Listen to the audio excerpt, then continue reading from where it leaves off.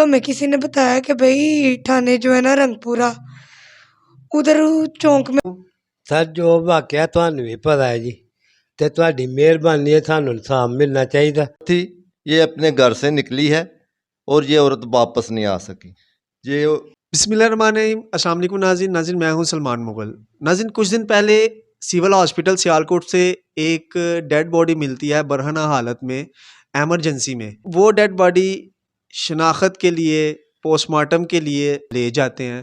खैर, कानून नाफिज करने वाले इदारे उनसे ना उनकी DNA ना उनके फिंगरप्रिंट से शनाख्त नहीं हो पाती। कुछ दिन बाद, तकरीबन 2 से 3 दिन पहले, वो डेड बॉडी के वुरसा मिल जाते हैं।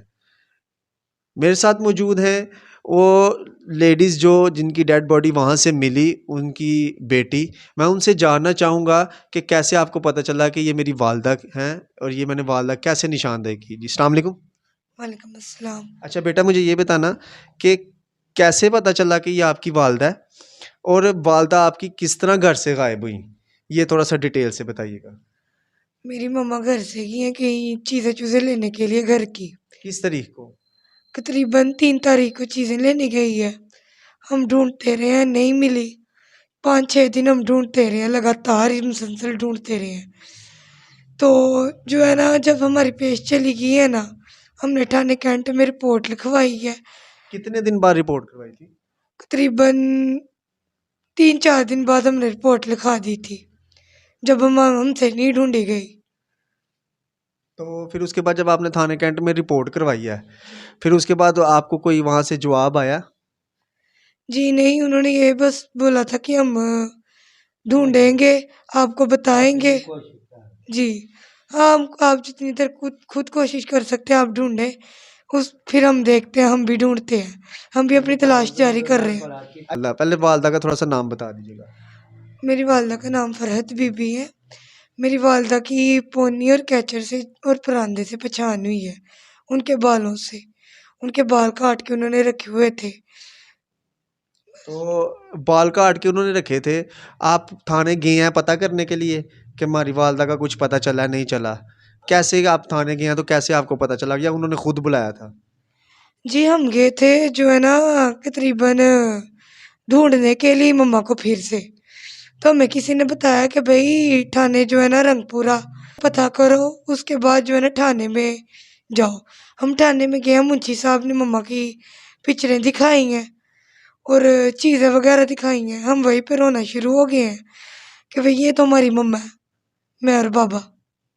तो पुलिस का क्या कहना है कि ये कत्ल किया गया है कि या वैसे ही, क्योंकि ये तो सीधा सीधा सब समझ आ रही है कि हॉस्पिटल में से डेड बॉडी बरामद हो रही है, तो ये तो सीधा सीधा कत्ल है। पुलिस वालों का क्या कहना है?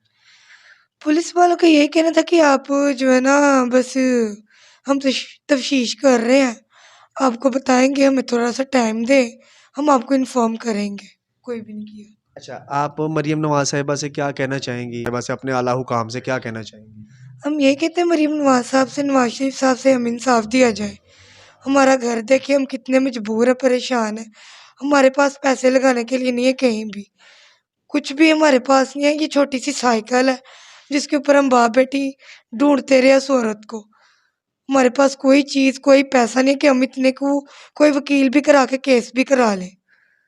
जैसा कि आपने देखा कि फरहत बीबी जो कि 3 तारीख से घर से गायब थी और तकरीबन 5 से 7 दिन पहले एक डेड बॉडी बरामद होती है।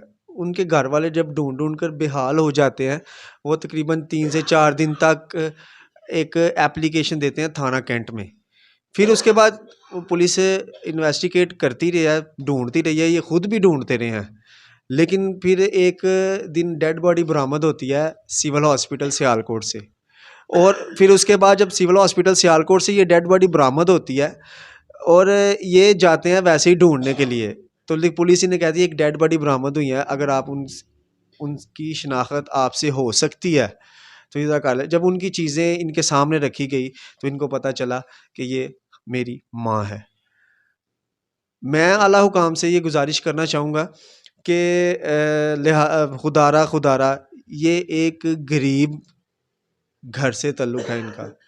मैं आपको इनके घर की हालत भी दिखाऊंगा कि ये इस सिचुएशन में घर पे रह रहे हैं और हमारे पाकिस्तान में किस कदर गुर्बत है, इनके घर से आप अंदाज़ा लगा सकते हैं। और ये अब मरीम नवाज़ साहिबा से जितने भी हमारे आला हुकाम हैं, आईजी पंजाब साहब से मैं भी गुज़ारिश करूँगा और ये भी इंसाफ़ के मुंतज़िर हैं इन आला हुकाम से। जी नाज़रीन, फ़रहद बीबी के जो ख़ावंद हैं वो मेरे साथ मौजूद हैं, वो भी कुछ कहना चाहेंगे कि वो क्या कहना चाहते हैं, आइए सुनते हैं उनकी ज़ुबानी। जी अस्सलाम वालेकुम। ਸਰ ਜੋ ਵਾਕਿਆ ਤੁਹਾਨੂੰ ਵੀ ਪਤਾ ਹੈ ਜੀ ਤੇ ਤੁਹਾਡੀ ਮਿਹਰਬਾਨੀ ਹੈ ਸਾਨੂੰ ਇਨਸਾਫ ਮਿਲਣਾ ਚਾਹੀਦਾ। ਤਾਂ ਤਾਂ ਬੜਾ ਕੀਤਾ ਦੋਨੇ ਥਾਣੇ ਵਾਲਿਆਂ ਸਾਹਿਬਾਂ ਨੇ, ਰੰਗਪੁਰੇ ਵਾਲਿਆਂ ਨੇ ਜੀ ਤੇ ਸਦਰ ਵਾਲਿਆਂ ਨੇ, ਤੇ ਤੁਹਾਡੀ ਮਿਹਰਬਾਨੀ ਹੈ ਤੇ ਸਾਡੀ ਇਹ ਵੇ ਕਿ ਹੋਰ ਕੁਛ ਨਹੀਂ ਅਸੀਂ ਕਰ ਸਕਦੇ। ਤੇ ਤੁਹਾਡੀ ਮਿਹਰਬਾਨੀ ਹੈ, ਜੋ ਵੀ ਹੈ ਉਹਨਾਂ ਸਖਤ ਤੋਂ ਸਖਤ ਜਿਹੜੀ ਉਹਨਾਂ ਸਜ਼ਾ ਦੇਣੀ ਚਾਹੀਦੀ ਹੈ। ਭਾਵੇਂ ਕਿਸੇ ਧੀ ਭੈਣ ਦੇ ਨਾਲ ਇਸ ਤਰ੍ਹਾਂ ਕਿਤੇ ਵੀ ਨਾ ਹੋਏ ਕਿ ਕੋਈ ਵੀ ਕਰੇ ਤੇ ਅੱਖਾਂ ਇਸ ਤਰ੍ਹਾਂ ਖੋਲ੍ਹ ਲੇ ਕਿ ਇਸ ਤਰ੍ਹਾਂ ਕੀਤਾ ਇਹਨਾਂ ਨੇ ਹਰਕਤ, ਤੇ ਇਹਨਾਂ ਨੂੰ ਪਤਾ ਲੱਗਣਾ ਚਾਹੀਦਾ ਕਿ ਅਸੀਂ ਹੁੰਦਾ नहीं करनी कि ਧੀ ਭੈਣ ਦੇ ਨਾਲ ਇਸ ਤਰ੍ਹਾਂ ਦੀ ਹਰਕਤ ये फ़रहद बीबी के ख़ावंद थे।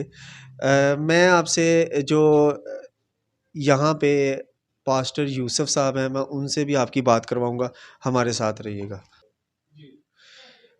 जी नाज़रीन, मेरे साथ मौजूद हैं क्रिश्चियन कम्युनिटी के जो काउंसलर हैं माइकल भट्टी साहब, और मेरे लेफ़्ट साइड पे हैं पास्टर यूसुफ साहब।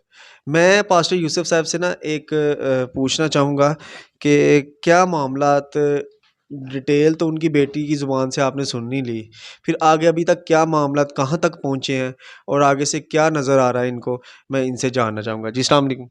वालेकुम सलाम जी। अच्छा यूसुफ साहब, मुझे ये बताइएगा कि जो फ़रहद बीबी घर से गायब होती हैं, जो डिटेल इनकी बेटी ने बताई है, फिर उसके बाद जब डेड बॉडी मिलती है, फिर वो उनकी चीज़ों से उनको पहचाना जाता है, ज़ाहिर है वो गल सड़ गई थी, तो अभी तक ये मामलात आपको किस तरफ जाते हुए नज़र आ रहे हैं?